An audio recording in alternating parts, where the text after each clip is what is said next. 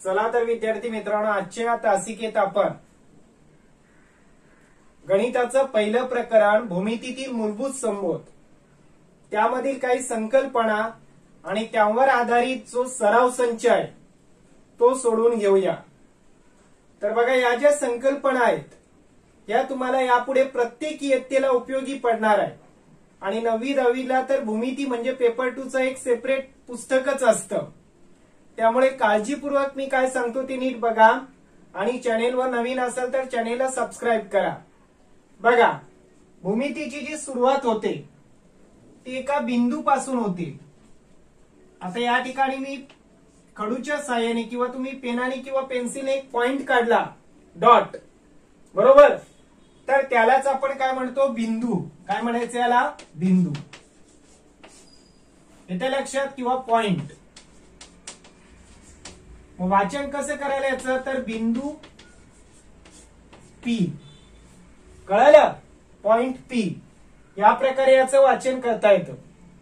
आता जर आपण असे दोन बिंदू घेतले, लक्ष द्या, ए आणि बी, आणि या दोन बिंदूंना जर आपण सरळ रेषेत असं जोडलं तर हा जो भाग मिळतो याला म्हणतात रेषाखंड। काय म्हणायचं याला, रेषाखंड किंवा सेगमेंट। कळलं? मग याचं वाचन कसं करतात, तर एक एबी,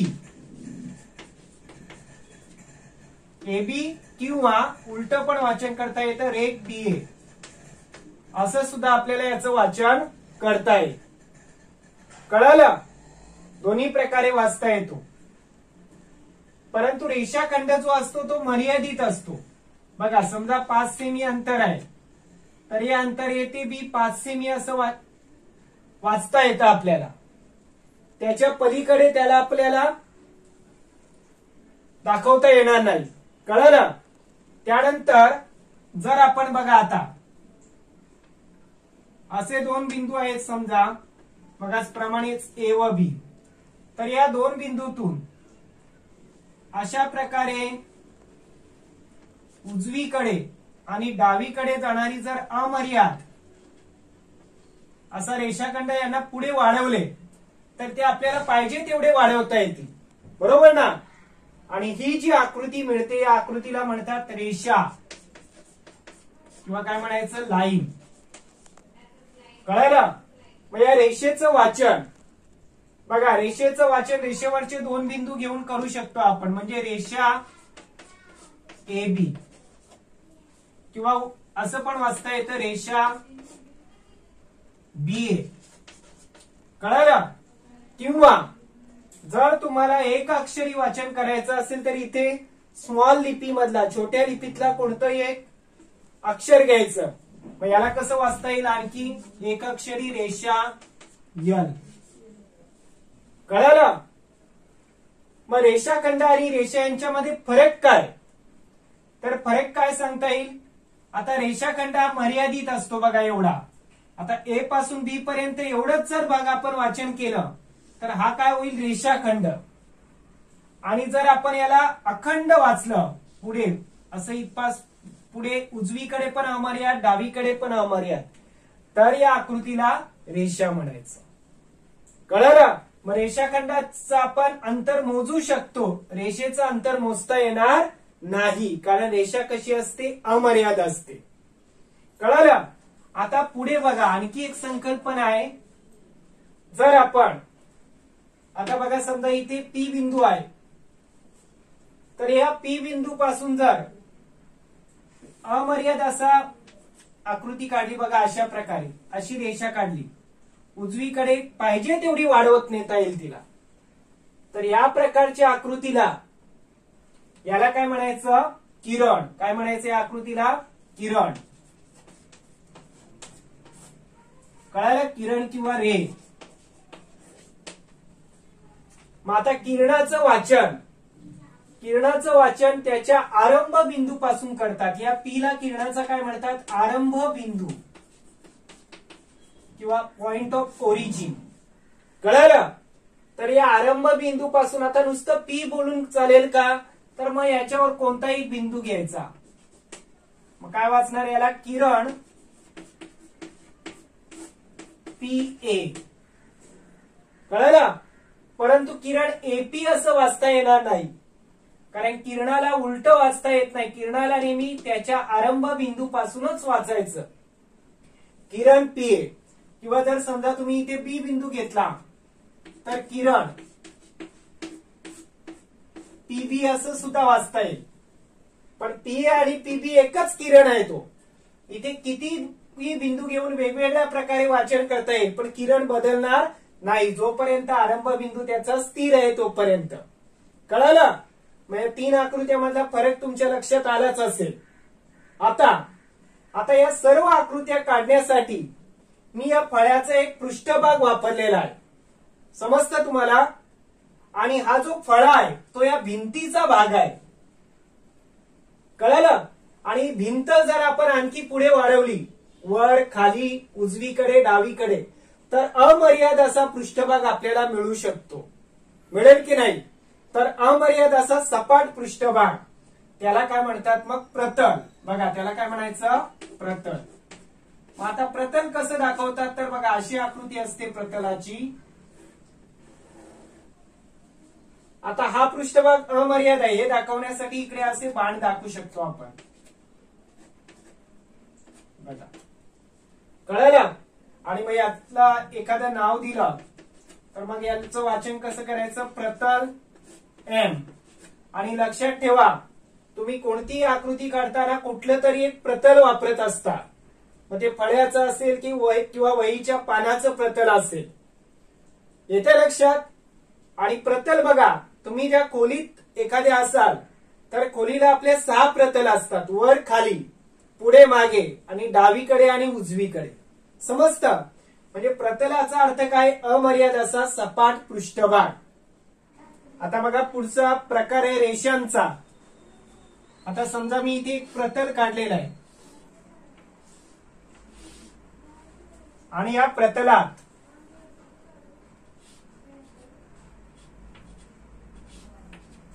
या 2 रेषा काढलेल्या आहेत.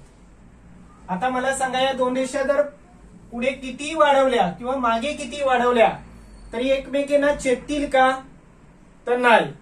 येते लक्षात. म्हणजे एकाच प्रतलात असलेल्या परंतु परस्परांना न छेदणाऱ्या या रेषांना म्हणतात समांतर रेषा. काय म्हणायचं यांना, समांतर रेषा. कळलं. मग आता जर या 2 रेषा असतील, रेषा एल आणि एम, तर मग दाखवतात कसं, रेषा एल समांतर, अशा उभ्या रेषा काढायच्या, समांतर रेषा एम. कळलं. हा एक प्रकार लागेल तुम्हाला. आता रेषा न छेदणाऱ्या असतील तर समांतर, परंतु जर त्या अशा प्रकारे बघा,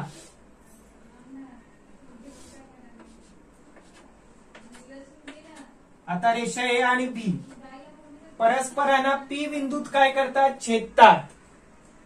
पी बिंदूत काय करतात, पी बिंदूत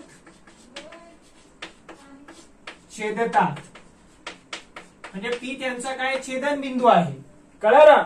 तर या रेषांना म्हणायचं छेदणाऱ्या रेषा. काय म्हणायचं ना, छेदणाऱ्या रेषा. म्हणजे फरक येतोय तुमच्या लक्षात, समांतर रेषा आणि छेदणाऱ्या रेषा. छेदणाऱ्या रेषा बघा पी बिंदूत एकत्र आल्या. कळलं. आणि जेव्हा अशा प्रकारे 2 रेषा एकत्र येत नाही तेव्हा त्यांना समांतर, म्हणजे अशा प्रकारे उभ्या सुद्धा काढू शकता तुम्ही समांतर रेषा. बघा आता सुद्धा यांना काय म्हणता येईल, समांतर. आता छेदणाऱ्या रेषांचे परत आणखी प्रकार पडतात. बघा आता या ठिकाणी ही एक रेषा आहे आणि वरतून मी एक दुसरी रेषा काढली.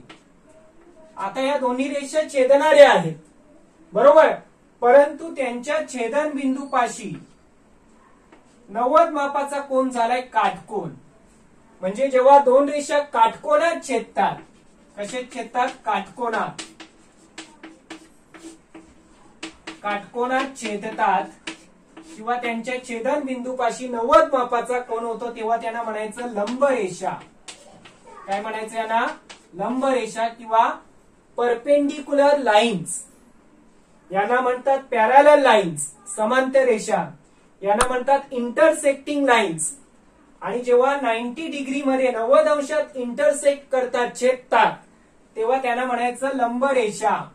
कळालं? आता हा एक प्रकार लागेल तुम्हाला. आणि याच्यानंतर आता जर छेदणाऱ्या रेषा, आता बघा इथे 2 रेषा आहेत, तर यांना आपण म्हणणार काय? छेदणाऱ्या. परंतु जर इथे 3 रेषा आल्या, किती? 3 किंवा 3पेक्षा जास्त, 4 असतील, 5 असतील. आता या बिंदू पण छेदतात बघा, या बिंदूत पण ही बिंदू छेदतात, परंतु यांना छेदणाऱ्या रेषा नाही म्हणायचं. 2 असते तर काय म्हटलं असतं आपण? छेदणाऱ्या. पण 2पेक्षा जास्त आहे, 3 किंवा 3पेक्षा जास्त जर असतील तर त्यांना म्हणायचं एक संपाती रेषा. काय म्हणायचं याला? एक संपाती रेषा. कळलं? आणि यांचा जो बिंदू आहे छेदन बिंदू, याला म्हणतात संपात बिंदू. यांचा संपात बिंदू काय? पी आहे. कळलं?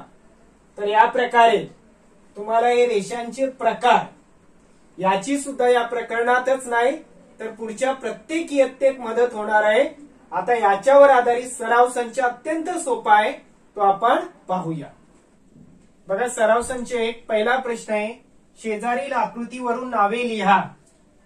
काय म्हटलंय? पहिलं एकरेषीय बिंदू किंवा लिनियर पॉइंट्स. आता बघा या ठिकाणी जर आपण बघा MOT हे 3 बिंदूंचा विचार केला तरी एकाच रेषेवर आहेत अशा. बरोबर? कळलं? त्याचप्रमाणे जर आपण RON यांचा विचार केला तर हे पण एकाच रेषेवर आहेत अशा. मग या बिंदूंना जेव्हा 3 किंवा 3पेक्षा जास्त, 2 बिंदू एका रेषेवर असतातच, पण जेव्हा 3 किंवा 3पेक्षा जास्त बिंदू एकाच रेषेवर असतात तेव्हा त्यांना एकरेषीय बिंदू म्हणतात. आता बघा POS ला म्हणता येईल का आपल्याला? कारण ही एकच रेषा नाही. कळलं? म्हणजे एकरेषीय बिंदू कोणते येणार? बिंदू बघा पहिलं काय लिहितो मी? MOT. बिंदू MOT. आणि दुसरं काय लिहिणार मग? तर बिंदू बघा MOT प्रमाणे कोणते आहेत? RON. बिंदू RON हे एकरेषीय बिंदू झाले. त्यानंतर किरण किंवा रे. आता किरण मी तुम्हाला सांगितले आरंभ बिंदू पासून असलेलं टोक, सूर्याचं कसं किरण असतं. आता बघा असे O पासून किती किरण तयार झालेले आहेत? किरण मी रे म्हणायचं, किरण OP, बरोबर. त्यानंतर किरण ON, नंतर किरण OT. कळालं? पुढे काय? किरण OS, नंतर किरण OR आणि अजून किरण OM. किरण OM. बघा मी आरंभ बिंदू O पासून वाचलंय की नाही प्रत्येक किरण? कळालं? पुढे बघा रेषाखंड. रेषाखंड म्हणजे मर्यादित भाग. आता जर आपण M पासून O पर्यंतचा भाग घेतला तर हा एक रेषाखंड होईल. कळालं? म्हणजे आपण रेख MO किंवा OM म्हटले तरी चालेल. त्यानंतर एक बघा पाहिजे तेवढे घेता येते तुम्हाला, रेख किंवा तुम्ही सेगमेंट म्हणू शकता. कळालं? रेख MO प्रमाणे काय? OR, नंतर एक OS, रेख OT. कळालं का? किरणाप्रमाणे नाही, किरण पुढे जातो, पण हा OR म्हटलं की एवढाच येईल. समजतं? या प्रकारे आणखी तुम्हाला लिहिता येतील OT, ON, OP, ते तुम्ही लिहा. पुढे काय म्हटले? रेषा. रेषा म्हणजे काय? अशा प्रकारची आकृती असते बघा, बरोबर, याला रेषा म्हणतात. किरण असा असतो, रेषाखंड असा असतो मर्यादित. समजतं ना? मग आता अशा आकृत्या कोणकोणत्या आहेत बघा सरळ. एमटी म्हणजे रेषा, एमटी किंवा लाईन, लाईन एमटी, कळालं? आणखी कोणतं आहे? रेषा आर्यन, आर्यन पण आहे सरळ ना. आणखी आहे का? हिला म्हणता येईल का पीएस ला? नाही, तर ती सरळ नाही ना. समजतं का? या प्रकारे आपल्याला वाचन करता येईल. पुढे काय म्हटलेलं आहे दुसऱ्या प्रश्नात, शेजारी रेषेची वेगवेगळी नावे लिहा. Write the different names of given line. आता या रेषेची वेगवेगळी नावं लिहिता येतील आपल्याला. पहिले एक अक्षरी नाव म्हणता येईल आपल्याला, रेषा यल, हे एक अक्षरी नाव. आता कोणतेही दोन बिंदू घ्या, दोन बिंदू घेतले तर बघा वेगवेगळ्या रेषा तयार होतील. रेषा एबी, बरोबर, नंतर रेषा एसी, बघा ए पासूनच रेषा एसी पण म्हणता येईल, नंतर रेषा एडी पण म्हणता येईल. ठीक आहे. आणखी काय म्हणता येईल? आता बी पासून घेतलं तर रेषा बीसी, नंतर रेषा बीडी,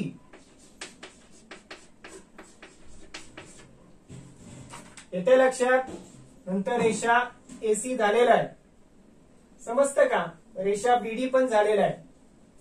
तर या प्रकारे अनेक प्रकारे आपण या रेषेची नावं वाचू शकतो. कळालं? आता बघा तिसरा प्रश्न आहे, जोड्या लावा. तर यासाठी आपल्याला आकृत्यांचं आता मी कन्सेप्ट क्लिअर केलेले आहे. ऑब्झर्वेशन करा, निरीक्षण करायचं आणि सांगायचं. आता ही पहिली रेघ आहे, ती दोन्हीकडे टोकं दाखवल्यात, म्हणजे इकडे पण अमर्याद आहे आणि इकडे पण अमर्याद आहे. दोन्ही बाजूला अमर्याद वाढवता येणाऱ्या आकृतीला काय म्हणतो आपण? रेषा. म्हणजे ही रेषा किंवा काय? लाईन. कळालं?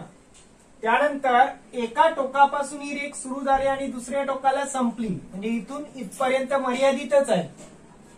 कळालं? तर अशा मर्यादित रेघेलाच काय म्हणतात आपण?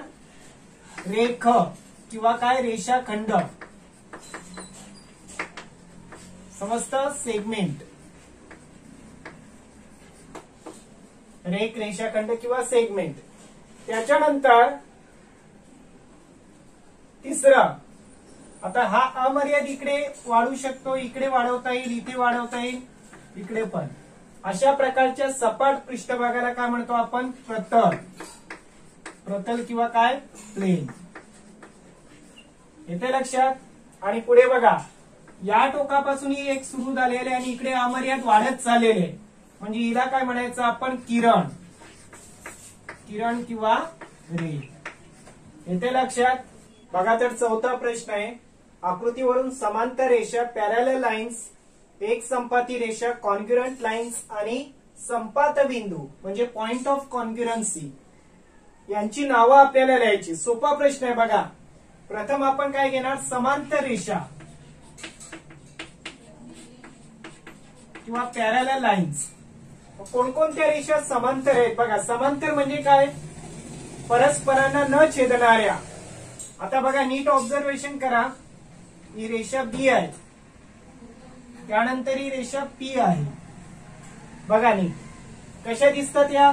समांतर. बरोबर, म्हणजे समांतर रेषांची पहिली जोडी काय? रेषा बी. आता समांतर चिन्हच काढतो मी. समांतर रेषा पी. ठीक आहे. पुढे अजून जोड्या दिसतात का बघा. आता जर नीट ऑब्झर्व करा परत, ही रेषा सी, ही रेषा एम आणि ही रेषा क्यू. बघा नीट, कशा आहेत? छेदतील का? नाही छेदणार. बरोबर, म्हणजेच काय? रेषा सी समांतर रेषा एम समांतर रेषा क्यू. कळालं? त्यानंतर हा पहिला झाला. त्यानंतर आपल्याला काय विचारलंय? एक संपाती रेषा. एक संपाती रेषा म्हणजे कॉन्ग्रुएंट रेषा. आता कोणत्या रेषा एक संपाती आहेत? एक संपाती याचा अर्थ काय? 3 किंवा 3पेक्षा जास्त रेषा एकाच बिंदूत एकत्र आल्यास. आता इथे 3, आता इथे बघा 4 रेषा दिसतात आपल्याला या ए पॉइंट पाशी, बरोबर? म्हणजेच या एक संपाती होऊ शकतील. इथे 2च बिंदू आहेत, सॉरी एकच बिंदू आहे, म्हणजे इथे 2च रेषा, इथे एक संपाती येणार नाही. त्यानंतर इथे डी, इथे पण 1 2 3 इथे सुद्धा येऊ शकतं. म्हणजे आपल्याला इथल्या एक संपाती रेषा लिहू आधी. कोणकोणत्या आहेत बघा? रेषा किंवा लाईन ए, रेषा बी, नंतर रेषा सी व आणखी एक रेषा कोणती? ही रेषा जी आहे हिला काय वाचणार? एसी वाचा किंवा एडी वाचा. रेषा एसी. कळालं? 4. आता पुढे इथे तर 2 आहेत, तिथे एक संपाती येणार नाही, छेदणारे आहेत, इथे येऊ शकतं. म्हणजे इथे काय घेणार? रेषा पी, रेषा क्यू आणि रेषा सीडी, बरोबर का? किंवा एडी म्हटलं तरी चालेल. बघा या एक संपाती रेषा. आता यांचा संपात बिंदू. आता पुढे काय विचारलंय आपल्याला? संपात बिंदू म्हणजे पॉइंट ऑफ कॉन्क्युरन्सी. तर आता संपात बिंदू बघा, इथे ज्या 4 रेषा एकत्र आल्या ए बी सी आणि एसी, यांचा संपात बिंदू कोणता आहे? बिंदू ए आहे. याला म्हणता येईल का? नाही. इथे आहे पी क्यू आणि सीडीचा, म्हणजे बिंदू डी व बिंदू. कळालं? तर अत्यंत सोपे प्रश्न आहेत. सुरुवातीला ज्या मी कन्सेप्ट क्लिअर केल्या त्या तुम्ही व्यवस्थित बघा, समजून घ्या आणि स्वतःहून व्हिडिओ पाहिल्यानंतर हा सराव संच तुम्ही सोडवा. आणि विद्यार्थी मित्रांनो, आपल्या चॅनेलवरती अशाच प्रकारच्या रेग्युलर गणितासोबत वैदिक गणित आणि त्याचबरोबर शिष्यवृत्तीचे सुद्धा व्हिडिओ आहेत. आणि यापुढील व्हिडिओ जर तुम्हाला बघायचे असतील तर त्यापूर्वी तुम्ही आपल्या चॅनेलला सबस्क्राईब करा, म्हणजे तुम्हाला सर्वात आधी या व्हिडिओचं नोटिफिकेशन मिळत राहील. आणि व्हिडिओला तुमच्या मित्रांमध्ये शेअर करा, लाईक करा.